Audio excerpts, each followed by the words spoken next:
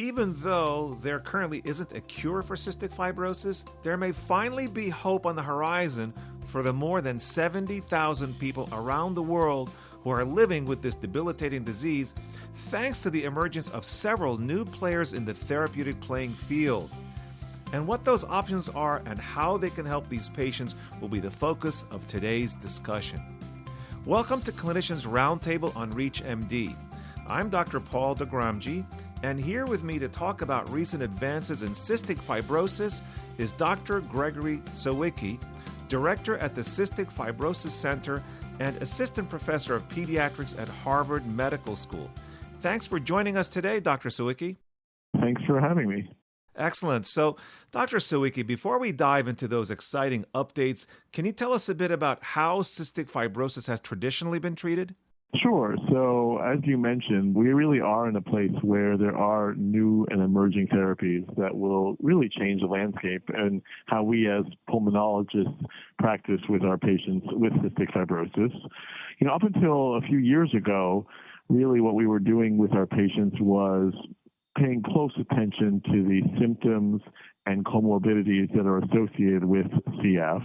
CF is traditionally thought of as primarily a pulmonary or airway disease in which mucus is quite thick and infections and chronic inflammation result from that thick mucus. And so many of our therapies prior to some of these newer therapies that we'll talk about, we're focused on thinning out mucus, improving airway clearance, hydrating airways. These are therapies such as Dornase alpha, a typical mucolytic, bronchodilators, inhaled antibiotics, and oral antibiotics. In addition, as CF clinicians, we spend a lot of time thinking about infections and use a lot of antibiotics, both in terms of in-hospital or outpatient. And so the mainstay of therapy really is focused on these downstream effects that result from having thick mucus that is present in the CF airway. Now that we have that base knowledge, let's take a look at where we are. What are some of the new treatment options that have been introduced within the last few years, Greg? Great. So the major class of medications that has been introduced are so-called CFTR modulators. And this terminology comes from the fact that the basic genetic defect that underlies cystic fibrosis is a faulty protein, which is called CFTR. CFTR is a chloride channel that is present in epithelial cells, present in the sinuses, in the airways, in the intestinal tract, in the pancreatic duct, in the biliary tract, and the sweat glands primarily. And dysfunction in the CFTR protein leads to chloride imbalance, which leads to thick mucus throughout the body, not just in the lungs, but also in the GI tract. And these so-called CFTR modulators were identified a few decades ago and then brought through clinical trials to help improve the function of the CFTR protein. The first of these was approved in 2012, and this was called Kalydeco or ivacaftor, which is a generic name. And this was identified and studied in a very small subgroup of people with CF with very particular CFTR mutations, those that encompass only about 3 to 4% of our population. And when this drug was first studied over a decade ago, it was found to improve the function of the CFTR protein, improve lung function, improve symptoms, and improve weight. However, it was only available for a very small subset of the CF population. The most common CFTR mutation is something called delta F508, and this is a mutation in which about 50% of our population in the U.S. has 2 copies of this mutation leading to CF, and about 80% has at least 1 copy of this mutation.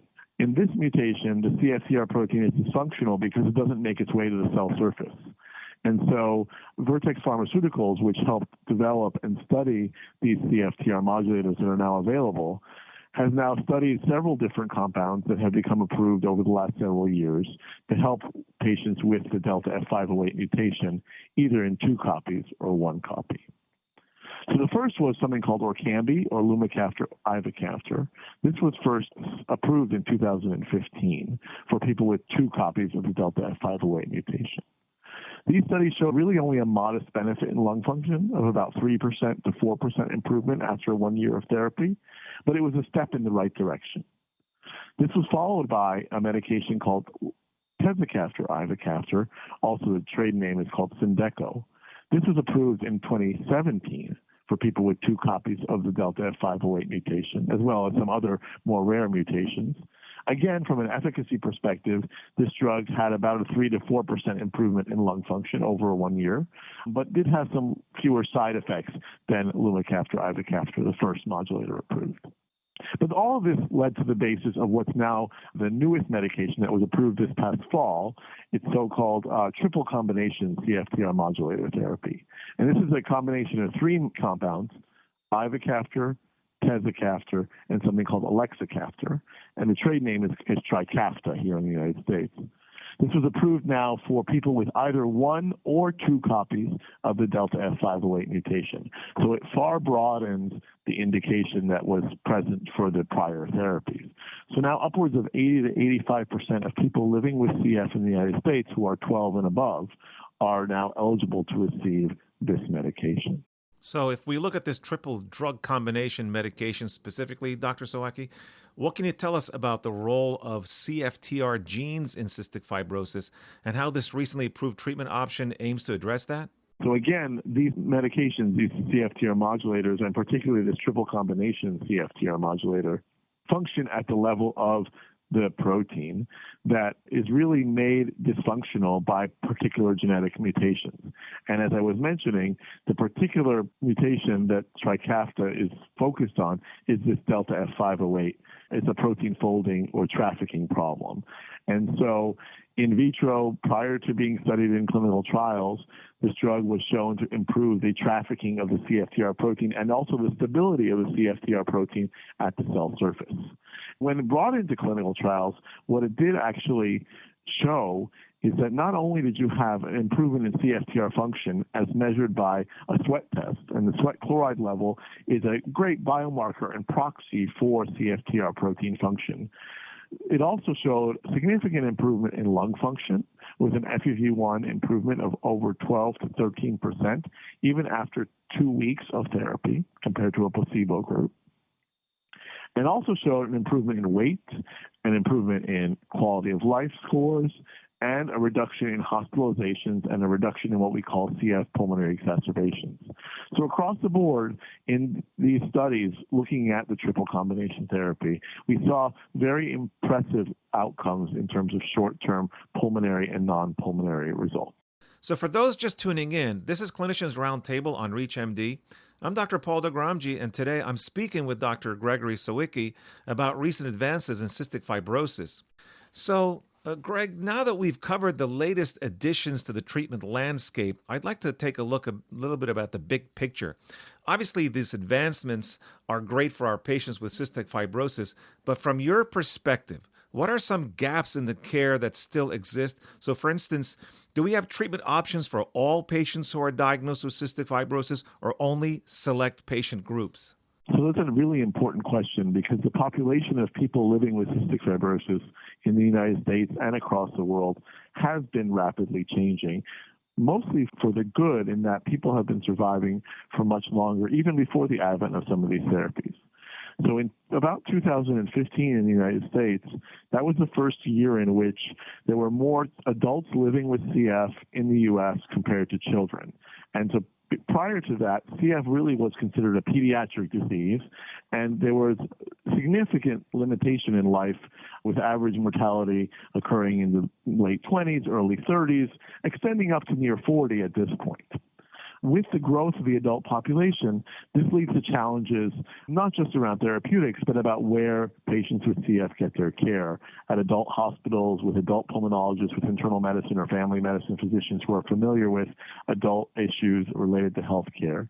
It also means that patients and people who treat patients with CF need to think about other comorbidities, such as CF-related diabetes, which occurs at a higher incidence in older adults with CF. There has been some more recent concern around different infections that can be emerging in people with CF. And in fact, as adults are living longer with CF, we even are starting to think about routine screening for malignancies such as colon cancer that is now recommended for people with CF 40 and above. And as you mentioned, we also have to think about appropriate treatments based on genotype, based on symptoms. And even though these new drugs are available for a larger group of people with CF, there will still be a population of people with CF who are either unable to receive these drugs because they do not have the common mutations. And in particular, there is a group of patients that are known to have what are called stop mutations. And about 10% of the population has these particular mutations. But also it could be people with other comorbidities or drug-drug interactions because of other medications they're taking that they may not be eligible for some of these meds. In addition, as a pediatrician, I think a lot about sort of early intervention. And ideally, getting these kind of CFTR modulator drugs to younger kids is a goal that we all have in the CF clinician community. The idea being that if we could identify and treat patients with these drugs when they're even infants, that we could prevent some of the later complications or, in fact, ensure a normal life expectancy without a lot of the comorbidities that we currently are treating. And so right now, these drugs are really only available for adolescents and adults with CF. And we are hoping that through clinical trials and work over the next couple of years, that the availability of these drugs will go down in age such that we can be treating younger kids and, in fact, newborns when they're first diagnosed. So based on those gaps, what would you like physicians to know so that they can better inform and care for their patients with cystic fibrosis? So I think there's a couple of really important things, particularly for physicians out in the field in primary care, family medicine, internal medicine, and pediatrics who do care for perhaps a smaller number of people with cystic fibrosis. The first is that it is recommended that all people with cystic fibrosis, regardless of their mutation and regardless of the severity of their illness, be followed at a CF Care Center. The CF Foundation nationally accredits centers, and there are over 130 different centers throughout the United States that do provide comprehensive multidisciplinary care for patients. That doesn't obviate the need for primary care and routine care. In pediatrics, it's important that patients with CF get routine immunizations. It's important for patients with CF to get annual influenza vaccinations. It's important for us to pay attention to the mental health comorbidities and the behavioral comorbidities that can come with living with a chronic disease. As patients transition from pediatric age to adult age, we think a lot about other things that can happen for young adults with a chronic disease, whether it be around mental health, challenges around taking their medications on a regular basis, moving out of the house and having their own health insurance as opposed to being relying on their parents. Establishing primary care, which is important for young adults and older adults.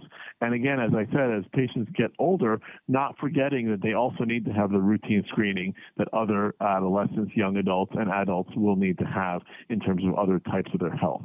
And so it's important that I think primary care physicians of all sorts who take care of people with CF develop a partnership with a CF care program in their area to make sure that all of these screening tests are done either by the CF program or by the primary care clinicians themselves. So before we wrap up, Dr. Sawicki, although there isn't a cure for cystic fibrosis, are you hopeful that there will be within the near future? So that's a really excellent question, and it's one that is asked of me not just by my colleagues, but by patients and families that I care for as well. You're absolutely right that these new advances and these new therapies are not cures, but they're a step in that direction in that they will likely improve longevity, improve life expectancy, even in the background of needing to take other therapies. That said, there are a lot of ongoing efforts to think about the cure, and that cure would be essentially correcting the dysfunctional gene. And so even though we're still years away from gene therapy in cystic fibrosis, there are efforts underway to try to really understand whether that is possible. And I have to tell you that as a clinician who has now been taking care of people with CF for over 10 years, my conversations with families when a baby is first diagnosed with CF has definitely changed from one of we need to be quite concerned about monitoring for complications, and we need to make sure that we are maintaining really good attention to nutrition, respiratory health, chronic therapies, et cetera, to one of we need to do all of that, but we're doing it in the background of real hope that your child will grow up to have a full and successful and normal lifespan. And I think that even without a cure, we are moving in that direction. And I think within the next 5 to 10 years, the science behind understanding cystic fibrosis and particularly correcting the gene completely will rapidly advance, just as we've had these rapid advances that we've already discussed today. Considering the far-reaching impacts of this debilitating disease, it's great knowing that there are finally some treatment options we can offer our patients and even the potential for a cure in the future. So I'd like to thank you, Dr. Gregory Sawicki, for joining me to get us up to date on those advances. It was great speaking with you today, Dr. Sawicki. Thank you very much. It was a pleasure. And I'm Dr. Paul Dogramji. You've been listening to Clinicians Roundtable on ReachMD. To access this episode and others in this series, visit reachmd.com/clinicians roundtable, where you can be part of the knowledge. Thanks for listening.